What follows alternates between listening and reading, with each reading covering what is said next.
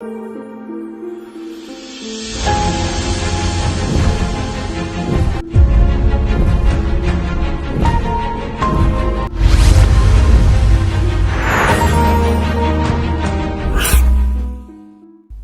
कुंडली का नवम भाव, धर्म भाव। प्रिय दर्शकों, निसंदेह ये जो सूत्र मैं आपको बताने जा रहा हूं, ये ज्योतिषीय सूत्र है, प्रामाणिक शास्त्रीय सूत्र है। लेकिन मैं इस सूत्र को बताने से पूर्व आपको एक और बात बता देता हूं। सनातन धर्म में विष्णु लोक, वैकुंठ लोक, इसी का नाम है कि मृत्यु के पश्चात श्री हरि नारायण की शरणागति हो जाए, उनके लोक को हम चले जाएं। अब सवाल उठता है कि जब भी ऐसे किसी योग की चर्चा मैं करता हूं तो एक बात सदैव कह दिया करता हूं, ठीक है, यह ज्योतिषीय तर्क है। निसंदेह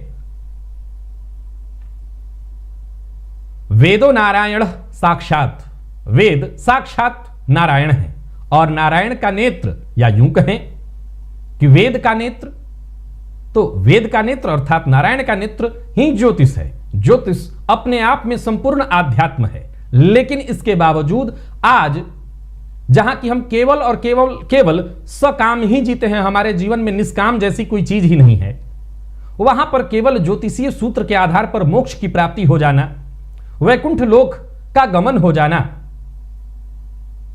और या फिर हमारे ऋषि महर्षि बहुत जानकार थे और उन्होंने इस विषय को बड़े गंभीर शब्दों में कहा, क्योंकि जो सूत्र मैं बताने जा रहा हूं, इसके अर्थों में उन्होंने 2-3 बातें कही। ऐसा जातक अपने जीवन काल में यशस्वी, धनवान, संततिवान और फिर अंत में वैकुंठ लोक को प्राप्त हो जाता है।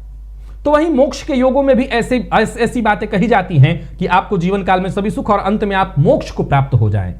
तो मेरे हिसाब से मैं सदैव यह समझा करता हूं और यह मैं मानता हूं कि मृत्यु के पश्चात कुछ नहीं, चाहे वो वैकुंठ लोक की प्राप्ति हो या मोक्ष, ये सब जीते जी ही हैं। मरने के बाद कौन जानता है। और मोक्ष के बारे में तो सदैव मैंने कहा, जन्म कुंडली का अष्टम भाव मृत्यु का भाव, और उससे 5 घर आगे यानी 12वां भाव मोक्ष का भाव।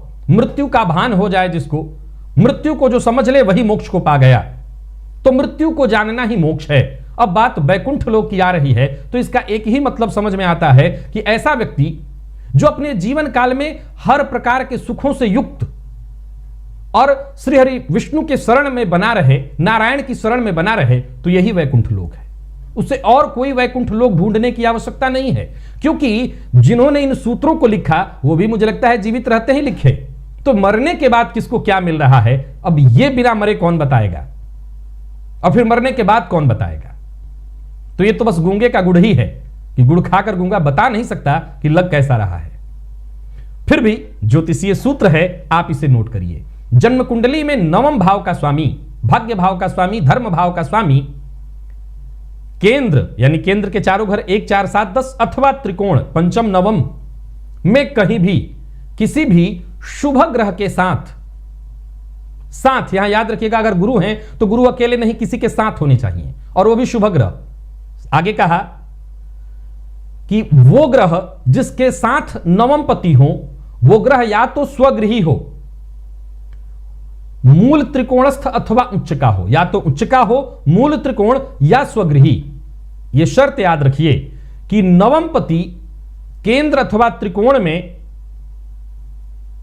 किसी एक ग्रह के साथ हो, और वो ग्रह जिसके साथ नवम पति हो वो उच्च का हो, मूल त्रिकोणस्थ हो या स्वराशि का हो, और ऐसी अवस्था में वो केंद्र त्रिकोण में युति बना ले, तो ऐसा जातक जीते जी, अब मैं तो समझता हूं कि जीते जी ही सब मिलने वाला है, तो उसको उसके जीवन काल में हर प्रकार का सुख। सीधी सी बात है कि भाग्यपति किसी बलि शुभ ग्रह के साथ अगर युति बना ले तो उनको बल मिल जाएगा। उस अवस्था में जातक भाग्यवान तो होगा ही, धार्मिक भी होगा, धार्मिक कृत्य करने वाला होगा। और एक तरह से देखा जाए तो किसी की युति मिलने का अर्थ या तात्पर्य यह है कि उसे सद्गुरु की प्राप्ति हो जाए, एक ऐसे व्यक्ति की प्राप्ति हो जाए जो उसे सन्मार्ग दिखा सके। तो इस अवस्था में जीते जी ही विष्णु लोक की प्राप्ति या वैकुंठ धाम की प्राप्ति हो जाए तो मुझे नहीं लगता कि इसमें कोई आश्चर्य होगा। और अगर मरकर के सोच रहे हैं तो आप इसे ऐसे ही देख लें।